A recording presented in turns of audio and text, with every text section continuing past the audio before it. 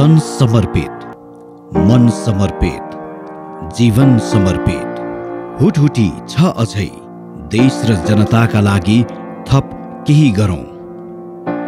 एक कर्मठ राजनीतिक योद्धा, मजबूत चरित्रका प्रतिमूर्ति, पूर्व प्रधानमन्त्री तथा नेकपा एकीकृत समाजवादीका अध्यक्ष माधव कुमार नेपाल।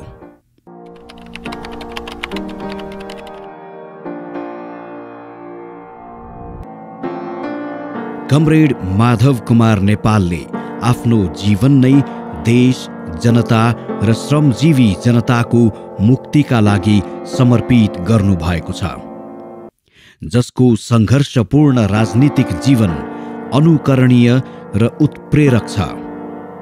निजी जीवन र सुखलाई त्यागेर आम नागरिकको मुक्तिका लागि उहाँले गर्नुभएको सङ्घर्षका श्रृङ्खला प्रेरणादायी छन्। 2009 साल फागुन 23 गते पिता मङ्गल कुमार उपाध्याय र माता दुर्गा देवी उपाध्यायको कोखबाट उहाँ यो धरतीमा पदार्पण गर्नुभएको हो। एक दिदी तथा 2 बहिनी भएका नेपाल 3 दाजुभाइ मध्ये सबैभन्दा जेठो हुनुहुन्छ।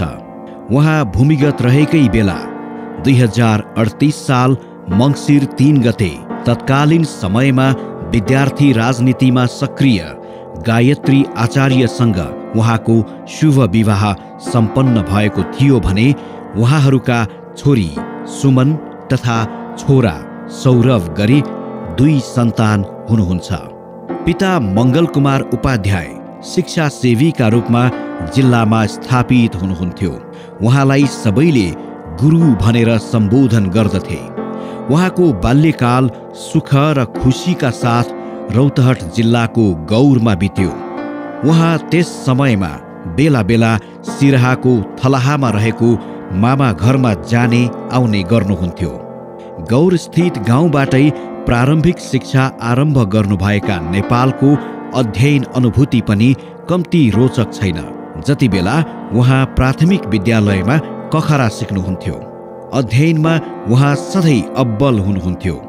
गौरको श्री जुद्ध माध्यमिक विद्यालयबाट उहाँले 2023 सालमा प्रवेशिका परीक्षा उत्तीर्ण गर्नुभयो। उहाँ औपचारिक अध्ययनमा मात्रै सीमित हुनुहुन्थेन, त्यति बेलैदेखि भेटे जति पुस्तक पढ्नुहुन्थ्यो। गौरस्थित कलाकुञ्ज पुस्तकालयको सदस्य बनेर उहाँले आफ्नो अध्ययनको दायरा थप बढाउनुभयो। त्यति बेला उहाँले राहुल साङ्कृत्यायन, यशपाल, गुरुदत्त, शिव वर्मा, राम आसरे वर्मा, मेक्सिम गोर्की, चिनिया कम्युनिस्ट पार्टीका प्रकाशन एवं विश्व कम्युनिस्ट आन्दोलनका नेताहरूका विचार तथा जीवनीहरू पढिसक्नु भएको थियो। औपचारिक अनौपचारिक अध्ययनसँगै बढेको चेतना र तत्कालीन समयमा समाजमा रहेको विभेद र अन्यायले मस्तिष्कमा पारेको गहिरो छापका कारण उहाँ राजनीतितर्फ होमिनु भएको हो। उहाँले जनताको पक्षमा सङ्घर्ष गर्ने निष्कर्ष निकाल्नुभयो र जनताको मुक्तिका लागि जीवन समर्पित गर्नुभयो। 2022 सालमै 13 वर्षको उमेरबाटै उहाँले प्रगतिशील साहित्यको अध्ययन सुरु गर्नुभयो। एसएलसी पछि उहाँले केही समय भारतको सीतामढी स्थित श्री गोयङ्का कलेजमा भर्ना भई अध्ययन गर्नुभयो। त्यसपछि नेपाल फर्केर गौरस्थित भूमि प्रशासन कार्यालयमा केही समय काम गर्नुभयो। उच्च शिक्षा अध्ययनको लागि उहाँ 2025-26 सालमा वीरगञ्ज स्थित ठाकुरराम बहुमुखी कलेजमा भर्ना हुनुभयो। कलेज पढ्ने क्रममा उहाँ राजनीतिक गतिविधिहरूमा संलग्न हुनुभयो। 2026 सालमै उहाँले नेपाल कम्युनिस्ट पार्टी पुष्पलाल समूहको सदस्यता प्राप्त गरी सक्रिय कार्यकर्ताका रूपमा राजनीतिक जीवन सुरु गर्नुभएको हो। उहाँ 2026 सालमै स्वतन्त्र विद्यार्थी सङ्घको विधान मस्यौदा समितिको सदस्यमा निर्वाचित हुनुभयो। ठाकुरराम बहुमुखी कलेजबाटै उहाँले वाणिज्यमा प्रमाणपत्र तह उत्तीर्ण गर्नुभयो। प्रमाणपत्र तहको अध्ययन सकेपछि उहाँले काठमाडौँमा अध्ययन सुरु गर्नुभयो। र सोही समयमा उहाँ नेपाल बैंक लिमिटेडमा सेवाका लागि छनौट भई मिल्स एरिया विराटनगरमा रहेको उक्त बैंकको शाखामा काम सुरु गर्नुभयो। विराटनगरमा उहाँ स्नातक तह अध्ययनको निरन्तरताका लागि महेन्द्र मोरङ कलेजमा भर्ना समेत हुनुभयो। त्यहीबाट उहाँ वाणिज्यमा स्नातक तह उत्तीर्ण हुनुभयो। विराटनगरमा उहाँले अध्ययन र बैंकको जागिरसँगै मजदुरहरूलाई प्रशिक्षित र सङ्गठित गर्ने कामको पनि नेतृत्व गर्नुभएको थियो। बिहान कलेजको अध्ययन, दिउँसो बैंकमा जागिर र बेलुकीको समय मजदुरहरूको बीचमा सङ्गठन तथा प्रशिक्षण गरी त्यति बेला उहाँको दिनचर्या बित्थ्यो। 2028 सालमा उहाँ सङ्गठन विस्तारका लागि काठमाडौँ आउनुभएको थियो। पछि उहाँ विराटनगरमा नेपाल क्रान्तिकारी सङ्गठन माले मोरङमा आबद्ध भई राजनीतिक गतिविधि अघि बढाउन थाल्नुभयो। भारतीय नक्सलवादी आन्दोलनको प्रभावमा परेको झापा जिल्ला कमिटी नेकपा र नेपाल क्रान्तिकारी सङ्गठन माले मोरङद्वारा देशभरिका मार्क्सवादी लेनिनवादी कम्युनिस्ट क्रान्तिकारीहरूलाई समन्वय गर्ने उद्देश्यले 2031 जेठ 14मा विराटनगरमा रहेको उहाँको डेराबाटै उहाँ समेतको हस्ताक्षरमा संयुक्त अपिल जारी भएको थियो। त्यही अपिलको आधारमा झापा र मोरङका क्रान्तिकारीहरूले देशका विभिन्न स्थानमा रहेका स्वतन्त्र र विद्रोही क्रान्तिकारीहरूसँग छलफल अघि बढाएका थिए। यसैको परिणामस्वरूप क्रान्तिकारी युवाहरूको अगुवाईमा 2032 साल जेठमा विराटनगरको महेन्द्र मोरङ क्याम्पस अगाडि एकजना मजदुर नेता बस्ने घरमा भएको भेलाबाट अखिल नेपाल कम्युनिस्ट क्रान्तिकारी कोअर्डिनेसन कमिटी मार्क्सवादी लेनिनवादी कोअर्डिनेसन केन्द्र कोकेको स्थापना भयो। उहाँ कोअर्डिनेसन केन्द्रको संस्थापक पोलिट ब्युरो सदस्य हुनुहुन्थ्यो। कोअर्डिनेसन केन्द्रले देशका विभिन्न भागमा क्रियाशील रहेका वामपन्थी पार्टी तथा नेताहरूसँग वार्ता र संवाद गर्दै मोरङमा प्रथम राष्ट्रिय सम्मेलन गरी 2035 सालमा नेकपा माले स्थापना भयो। यसको व्यवस्थापन गर्ने जिम्मेवारी कमरेड मदन भण्डारीलाई दिइएको थियो। उहाँ नेकपा मालेको पनि संस्थापक पोलिट ब्युरो सदस्य हुनुहुन्थ्यो। 2032 सालमा तत्कालीन पञ्चायती सरकारले उहाँलाई धनुषाको मुरिवाबाट पक्राउ गर्यो र राजकाज अपराध ऐन अन्तर्गत 2 वर्ष कारावासमा राख्यो। भूमिगत कालमा उहाँले मूल रूपमा मोरङ, धनुषा, रौतहट र काठमाडौँका विभिन्न स्थानलाई कार्यक्षेत्र बनाएर काम गर्नुभएको थियो। 2031 चैत्रदेखि 2046 चैत्रसम्म उहाँ भूमिगत रूपमा पार्टी निर्माणको काममा लाग्नुभयो। भूमिगत कालमा उहाँले जनताको प्रगाढ माया पाउनुभयो। भूमिगत राजनीतिकै क्रममा उहाँले विभिन्न महत्त्वपूर्ण जिम्मेवारीमा रहेर कुशलतापूर्वक पार्टी नेतृत्व गर्नुभयो। त्यतिबेलै जनताको राज्य सत्ता स्थापना गर्न सशस्त्र क्रान्ति मात्र होइन, जनताको मतको पनि ठूलो भूमिका रहन्छ भन्ने विश्वास उहाँमा थियो। उहाँले वाम मोर्चाको केन्द्रीय सदस्यका रूपमा कम्युनिस्ट शक्तिहरूलाई एकताबद्ध गर्ने कामको नेतृत्व गर्नुभयो। 2046 सालमा 30 वर्षदेखिको एकतन्त्रीय निरङ्कुश पञ्चायती व्यवस्था अन्त्य गर्न उहाँको उक्त कदम कोशे ढुङ्गा साबित भयो। 2046 सालमा उहाँ संयुक्त वाम मोर्चाको सदस्य तथा पञ्चायती व्यवस्था विरुद्ध जनआन्दोलनको हाई कमान्डको सदस्य हुनुभयो। 2047 सालको संविधान निर्माणमा उहाँले संयुक्त वाम मोर्चाका तर्फबाट संविधान सुझाव आयोगको सदस्यको जिम्मेवारीमा रहेर संविधान निर्माणमा महत्त्वपूर्ण भूमिका निर्वाह गर्नुभएको थियो। उहाँमा माथिल्लो सदन राष्ट्रिय सभाको प्रमुख प्रतिपक्षी दलको नेता भएको अनुभव पनि छ। विक्रम सम्वत 2048 सालमा राष्ट्रिय सभा सदस्यमा निर्वाचित उहाँ राष्ट्रिय सभामा प्रमुख प्रतिपक्षी दलको नेता हुनुभयो। त्यतिबेलै उहाँ राष्ट्रिय विकास परिषद र राष्ट्रिय जलस्रोत विकास परिषदको सदस्य समेत भएर काम गर्नुभयो। नेपाल विक्रम सम्वत 2050 जेठदेखि 2065 वैशाखसम्म तत्कालीन नेकपा एमालेको महासचिव हुनुहुन्थ्यो। 5औं महाधिवेशनको लगत्तै पछि भएको तत्कालीन महासचिव मदन भण्डारीको दुःखद निधन पश्चात एवं 6औं र 7औं महाधिवेशनबाट उहाँले महासचिव पदको जिम्मेवारी सम्हाल्नु भएको थियो। एमालेमा सर्वमान्य नेताका रूपमा मनमोहन अधिकारी अध्यक्ष रहे पनि पार्टी कमान्ड नेपालले सम्हाल्नु भएको थियो। उहाँले नेतृत्व सम्हालेको अर्को वर्ष 2051 को मध्यावधि निर्वाचनमा एमाले पहिलो पार्टी बन्यो। अल्पमतको भए पनि देशको पहिलो कम्युनिस्ट सरकार गठन भयो। एमालेका तत्कालीन अध्यक्ष मनमोहन अधिकारीको नेतृत्वमा रहेको मन्त्रीमण्डलमा उहाँ 2051 मङ्सिरदेखि 2052 भदौसम्म परराष्ट्र तथा रक्षा मन्त्रालयको कार्यभार सहित उप प्रधानमन्त्री हुनुभयो। सरकार मनमोहन अधिकारीको नेतृत्वमा रहे पनि पार्टी केन्द्रीय कमिटीले नै उहाँलाई सरकार सञ्चालनको जिम्मेवारी प्रदान गर्ने निर्णय गरेको थियो। तत्कालीन सरकार सञ्चालनले जनता र समाजमा गहिरो सकारात्मक छाप छाडेको थियो। त्यस बेला सुरु गरिएका केही उदाहरणीय कार्यक्रमको लाभ आम जनताले लिइरहेका छन् भने त्यसको जस पार्टीले अहिलेसम्म लिइरहेको छ।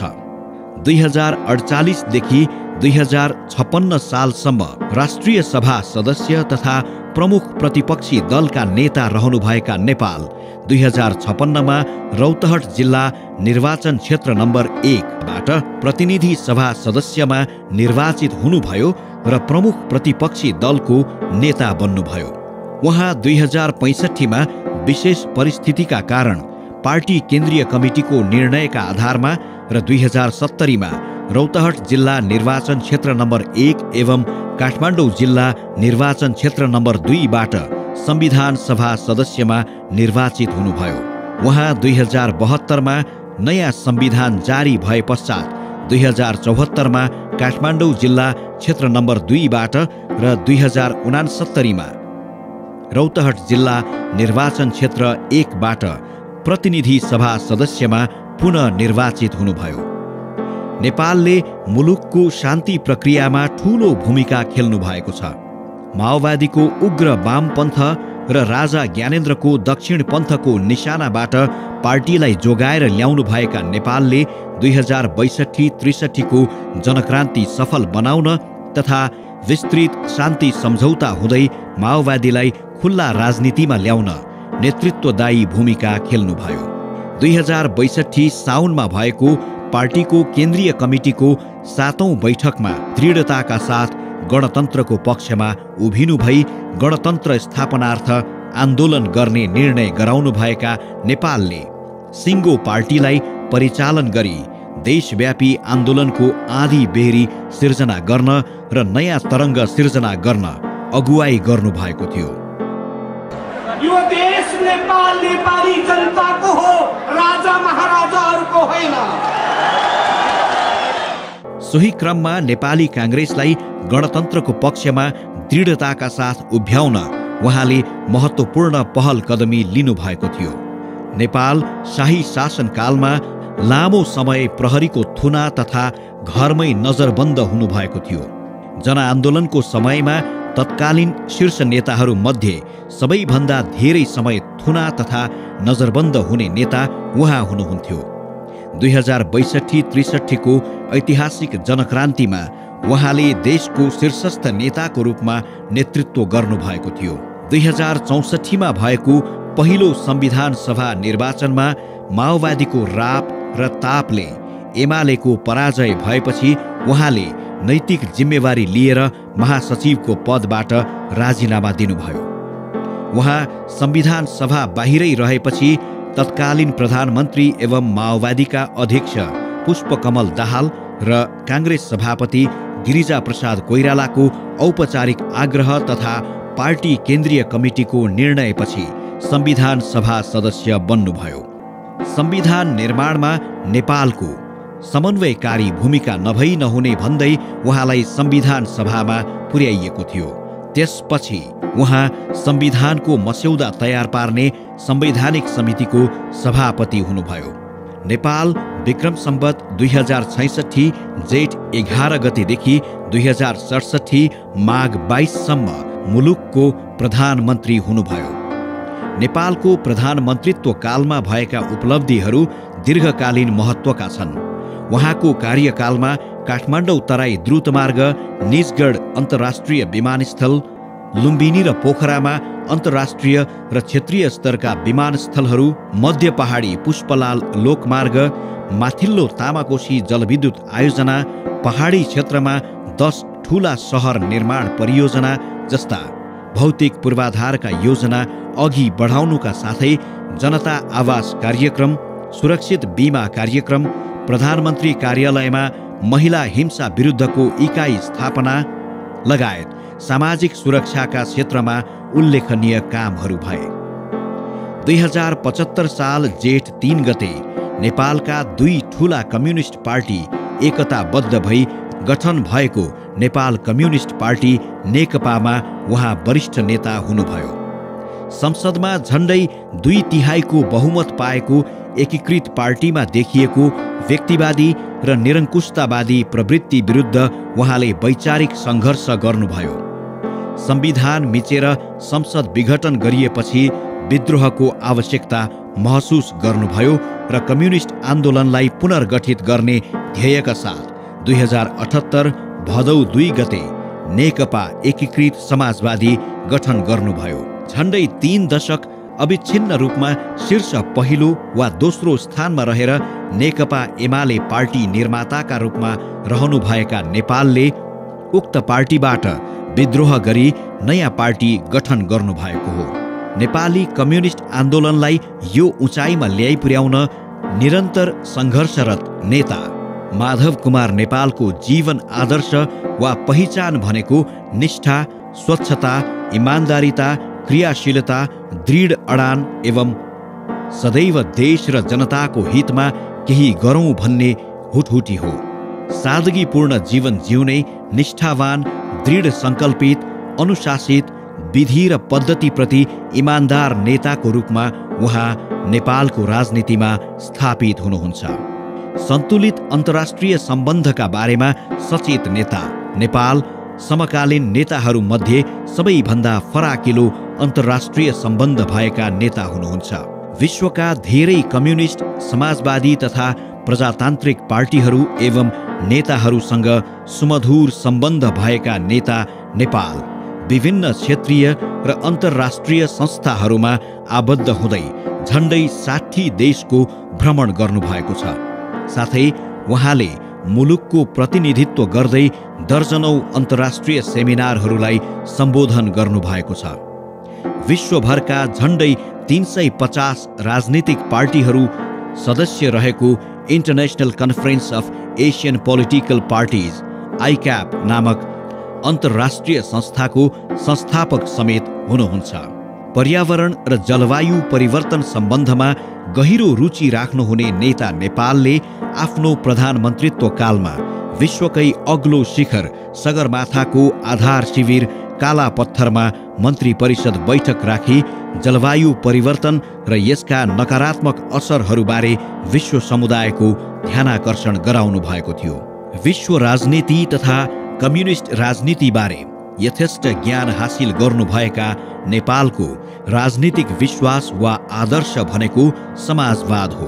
अहिले पनि उहाँमा नेपाली समाजको समृद्धि र रूपान्तरण एवं अन्तर्राष्ट्रिय रूपमा नेपालको प्रतिष्ठा उच्च बनाउने अनेकौं सोच तथा अवधारणाहरू विद्यमान छन्। हर कुनै कठिन मोडमा पनि निडर भएर सृजनशील सोचका साथ अघि बढिरहनु भएका नेपालको जीवन समकालीनहरूका लागि मात्र होइन, नयाँ पुस्ताका लागि समेत प्रेरणाको स्रोतको रूपमा रहेको छ।